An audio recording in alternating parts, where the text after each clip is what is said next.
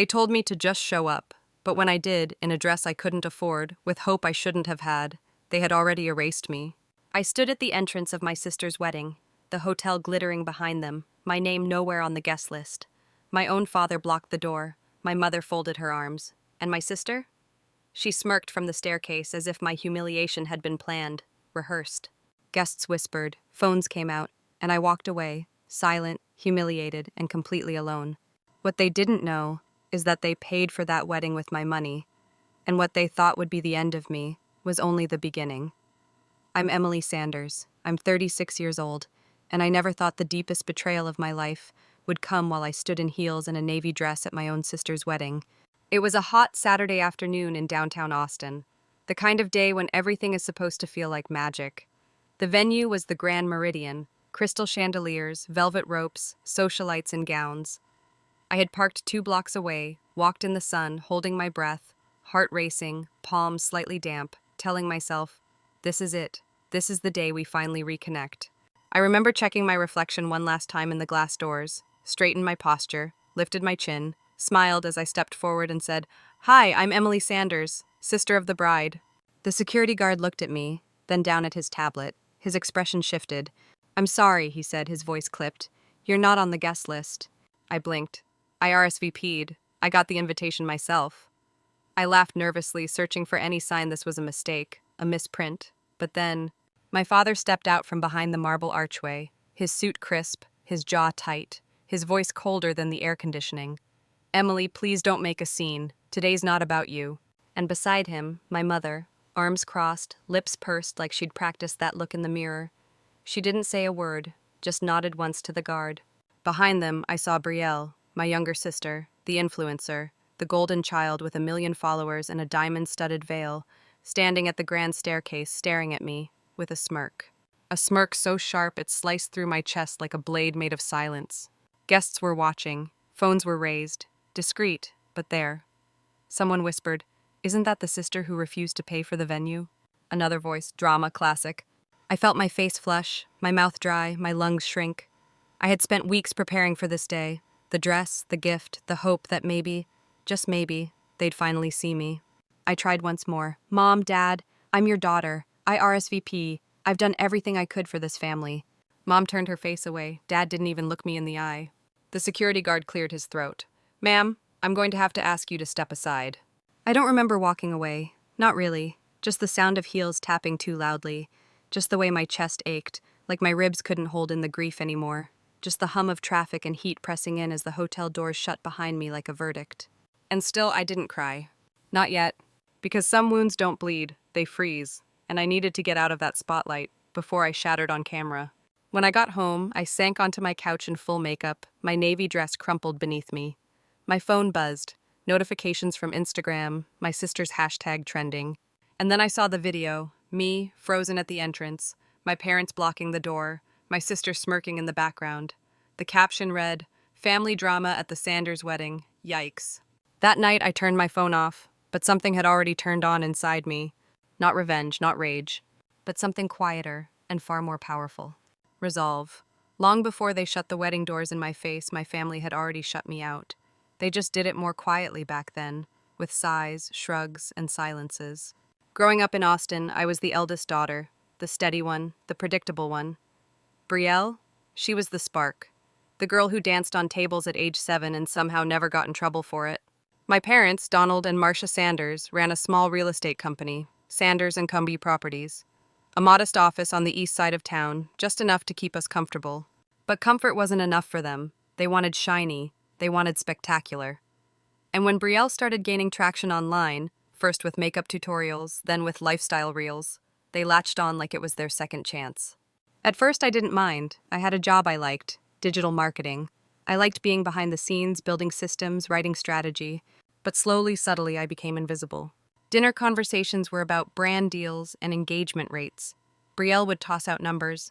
"I just hit 400K today," she'd say, like it meant more than a heartbeat. Dad would nod proudly, Mom would light up, and I'd sit there with my tea, wondering if anyone noticed I'd landed 3 new clients that week. They didn't. The thing is, it wasn't jealousy. I didn't want her spotlight. I just wanted a seat at the table, a real one. not the folding chair off to the side. I tried, believe me. When the family business started to slow down, I offered to help, for free. I redesigned their outdated website, ran Facebook ads that actually converted, and even put in $20,000 of my own savings over 5 years. Quiet deposits, no strings attached. Whenever Dad stressed about quarterly numbers, I was the one sending over spreadsheets. Whenever Mom needed help organizing community events, I was there, sleeves rolled, clipboard ready. But they never said thank you, not once. Brielle, on the other hand, would show up to board meetings late, coffee in hand, designer sunglasses still on. And no one batted an eye. She didn't need to try. She was the Sanders success story. There was one moment, last year, at Dad's 65th birthday. Everyone was gathered in our backyard. Brielle arrived late, of course, in a silk dress that cost more than my monthly rent. She handed Dad a framed photo, her latest campaign for a skincare brand. He looked like he might cry. Meanwhile, I handed him a bottle of the vintage bourbon he used to love, and he said, "Oh, thanks, Em." Just like that. Flat. Forgettable. That's when it hit me. They didn't just favor Brielle, they didn't even see me. So when she announced her engagement last winter, a part of me hoped maybe this would be different. Maybe planning this wedding together would bring us closer. I offered to help. I suggested vendors, timelines, even ways to save money, but each idea was brushed off. "This isn't a DIY picnic, Emily," Brielle said once, laughing like I was adorable for trying. Mom added, "Let her have her moment, you had yours." Had I? I don't remember a moment, just years of being the scaffolding behind their stage, always holding things up, never being invited into the spotlight. And still, I kept showing up, kept giving. Because deep down, I still believed that one day, being steady, being loyal, being good would be enough to earn their love. I just didn't know it would take losing everything, to finally see that their love was never mine to earn. It started with a phone call. A Tuesday afternoon, sun pouring through my office window. I was between meetings, sipping lukewarm coffee when my phone buzzed. Brielle, her name glowing across the screen. I hesitated. We hadn't really spoken in weeks, not since she'd brushed off my help with the floral arrangements. Still, I answered. "Hey, Em," she said, her voice sugar-sweet, like nothing had ever been wrong. "Quick thing, we're finalizing the venue upgrades. You know, lighting, signature cocktails, a string quartet for the garden ceremony, all that magic." I waited, then came the ask. "We're just a little tight right now. Could you pitch in, like, maybe 12 grand? I blinked. 12,000? I already knew my answer, but I didn't say it right away. Instead, I asked gently, "Brielle, didn't I already contribute 8, through Mom? And I thought this was already handled." She sighed, the sweetness thinning. "Yeah, but things shifted. You know how weddings are." And then, sharp as glass, "I mean, if it's too much for you, that's fine. Just don't expect a special role or anything." My heart dropped. It wasn't a request, it was a transaction, a buy-in for belonging. "No," I said quietly, my voice firmer than I expected. "I've already given enough." There was silence. And then, "That's your choice," she said. Tone clipped, cold. The call ended. That evening, Mom called. "Emily," she said, tone already strained. "Your sister's under a lot of pressure. It wouldn't kill you to be more supportive." "I have been," I replied, heat rising. "I've supported this entire family, quietly, consistently. I've never asked for anything back." There was a pause. Then came the line that stayed with me. "Well, maybe this just isn't your moment, honey. Maybe you need to stop making everything about you." Everything inside me went still. That sentence, delivered so casually, so confidently, was the crack that split the dam. I hung up without saying goodbye. The next few days were silent, not the peaceful kind, the kind that stings. No texts, no updates, no warmth. I watched from a distance as the wedding planning marched forward. Lavish decor, imported orchids, a drone company for cinematic footage. And somehow it felt like every dollar I didn't give was being used to carve me further out of the picture. Then the invitation arrived, embossed, gilded, expensive. I opened it slowly, almost holding my breath. "Ms. Emily Sanders, you are invited to the wedding of Brielle Sanders and Jackson Reese." No +1, no handwritten note, no special mention. Just my name, lonely on a line by itself. I tried to tell myself it was nothing, that I was lucky to even be included, that maybe, just maybe, this would still be the day we'd come together. But deep down I knew better. My no had spoken louder than I expected, and my family had heard it. They just didn't forgive it. The week before the wedding, I called Mom, just to check in, just to offer something. "Do you need help with anything?" I asked, my voice softer than it should have been. I still wanted to belong, still wanted to be part of it all. She replied, "Just show up, Emily." Then she hung up. That night, I sat at my kitchen table surrounded by receipts: $2,200 for the dress, $8,000 for the earlier wedding transfers, years of silent support. I thought of all the birthdays I paid for, the brand shoots I helped fund, the bills I covered when Dad's firm hit rough patches. And I realized it was never going to be enough, not if I didn't keep saying yes. But this time, I had said no, and now I would pay the price.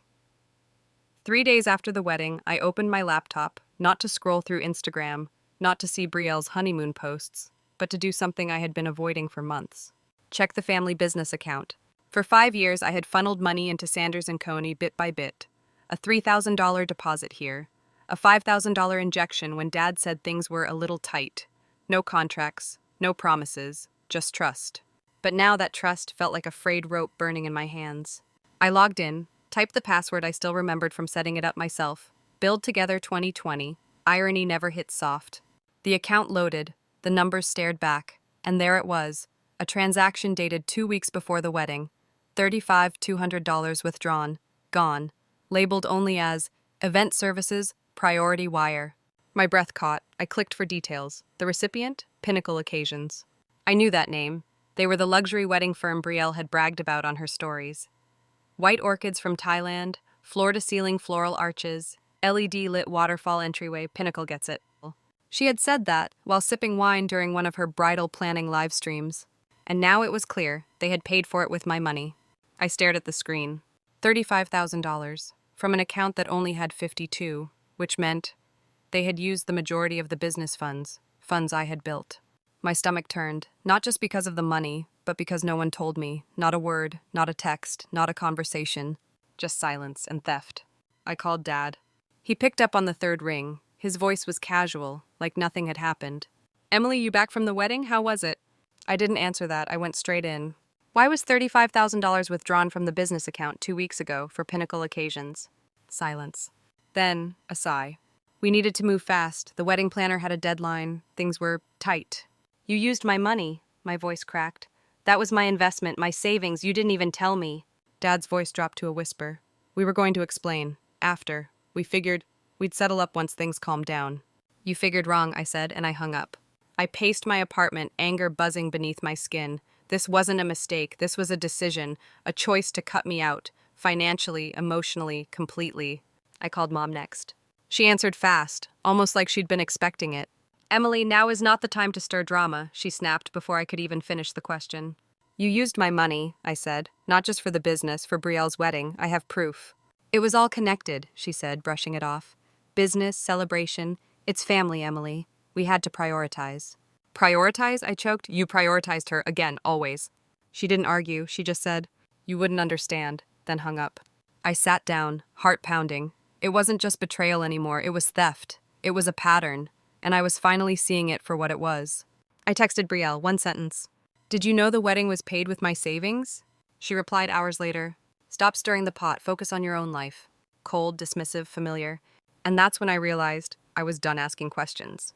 The account had spoken, louder than any apology ever could. And it was time I started answering back. The next day, I drove to the bank. I couldn't shake the feeling that what I saw in the account was only the surface.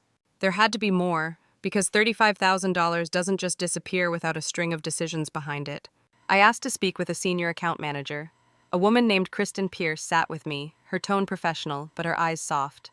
I handed her a folder, printouts of every transfer I'd contributed over the last 5 years. "This is my money," I said. "I need to know where it really went." She nodded, pulled up the transaction history, scrolled slowly, paused. Her brows furrowed. "There are several linked withdrawals," she murmured. "Some labeled for brand development, others for PR campaigns." My stomach dropped. Brand development? That wasn't the business, that was Brielle. Kristen tilted her screen toward me, and there it was. A $9,400 payment to Lumina Media, a known influencer marketing agency. Another $4,200 to Glitz Wardrobe Services. And then $6,700 to a luxury car lease company 2 months ago. It wasn't just the wedding, they'd used my money to build her brand. I left the bank shaking. That evening, my phone buzzed with a message from an unknown number. "You don't know me, but I used to work for Sanders & Co. My name is Rachel Kim. I was their accountant." I froze. Then came the second message. "You're not crazy. They've been doing this for years. If you want the truth, meet me tomorrow at Noon Cafe. Come alone." I stared at the screen. My fingers hovered over the reply, then typed, I'll be there. Noon cafe, quiet corner booth. Rachel was waiting. Mid-30s, sharp blazer, no nonsense. When she saw me, she slid a flash drive across the table. Every ledger I ever kept, she said, backed up before I left. They never thought anyone would ask questions, especially you. I took the drive with trembling fingers. I used to wonder, she said softly, why you were always the one depositing. You never drew from the account, and yet your name was on every legal document. I said nothing, just stared at the small silver rectangle in my hand like it weighed 100 pounds. She continued, Donald and Marcia used the company like a private wallet. Vacations, shopping, rebranding Brielle's socials. They covered it all under business expenses. They even wrote off her engagement ring as a client retention token. I blinked, speechless. Rachel leaned in. I left after I found out they used your deposits to refinance a campaign Brielle ran last year. A 6-part video series called Family First. She gave a bitter laugh. They paid for that with your money, Emily. That broke me. All the times I had felt crazy, like maybe I was overreacting. Maybe I just needed to try harder. No, I wasn't wrong, I was just being erased, with a smile. Rachel's final words were clear. You deserve to fight back, and this is your weapon.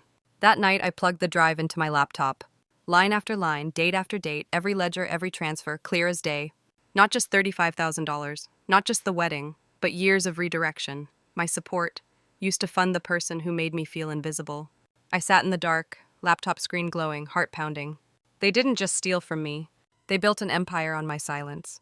And I had just found my voice. The courthouse smelled like dust and nerves. I stood outside its limestone pillars, folder in hand, heart pounding like it wanted to turn back. But I wasn't that girl anymore, the one who smiled through pain, who let things go for the sake of peace.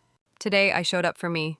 The courtroom was colder than I expected. Wood-paneled walls, pale gray carpet, a judge whose gaze could strip a lie bare in seconds. Beside me sat Ms. Jensen, my lawyer, sharp-eyed and unshakable. In her briefcase, bank records, the USB drive from Rachel, my signed deposit slips, everything. Across the aisle, my parents, Donald and Marcia Sanders. Brielle was not present, still in Europe, apparently, of course. Dad looked smaller than I remembered. Mom wore a pearl brooch like it could shield her from consequences. They didn't look at me. Not once. The judge called the bankruptcy hearing to order. Turner Properties, formerly known as Sanders & Company, was filing for debt relief, and I was filing a claim, a motion for financial recovery due to unauthorized use of funds. In other words, I was suing my parents for stealing my savings. Ms. Jensen spoke first. Calm, methodical, deadly. She laid it all out. Over $25,000 deposited by Emily Sanders into the joint business account. No record of discussion or consent for withdrawal. A $35,200 payment to a wedding firm. Multiple smaller payments linked to influencer marketing under Brielle Sanders' name. Then she plugged in the USB. The courtroom screen lit up. Ledgers, line items, dates. There was no denying it, no spinning. It was all there. The judge turned to my father. Mr. Sanders, do you dispute these records? Dad cleared his throat. We never intended to defraud. It was family money, for family purposes. Ms. Jensen cut in. But your daughter wasn't invited to the wedding paid for with her money. The judge didn't flinch, only said, Intent is not ownership, Mr. Sanders. Mom finally spoke. She's our daughter. She should have been proud to help. Proud. That word cracked something inside me. I stood up. Your Honor, may I say something? He nodded. I turned to face them, my parents, the courtroom, anyone still listening. I gave everything I had to that business, to that family. I gave money, time, energy, and in return, I got erased. My voice trembled, but I didn't stop. I wasn't just left off a list, I was used, like a silent bank account no one had to thank. I paused, let the silence settle, then said, But today I'm not silent anymore. The judge looked down at his notes, scribbled something, and finally said, Based on the evidence and testimony, the court finds in favor of Ms. Sanders. A restitution of $20,000 is awarded from the bankruptcy estate. My knees almost buckled. I didn't get it all back, but it wasn't about the number anymore. It was about the recognition. The court had heard me. For the first time, someone had. Outside, the sky was gray. No applause, no music, just the sound of my heels clicking against concrete. Not nervous this time, just steady. Brielle posted a vague Instagram story later that day. A black screen, text overlay. Some people will do anything for attention. I didn't respond. I didn't need to. Because I had the truth, I had my name back. And in a courthouse full of strangers, I had finally found my voice. 3 days after the ruling, I got a text from Brielle. It read, Can we talk? Just us, one time? No emojis, no fake warmth, just raw. For a moment, I stared at it. I hadn't seen her in person since the day I stood outside that hotel. Not on the list, not in the dress code, not welcome. But something told me I needed this meeting, not for her, for me.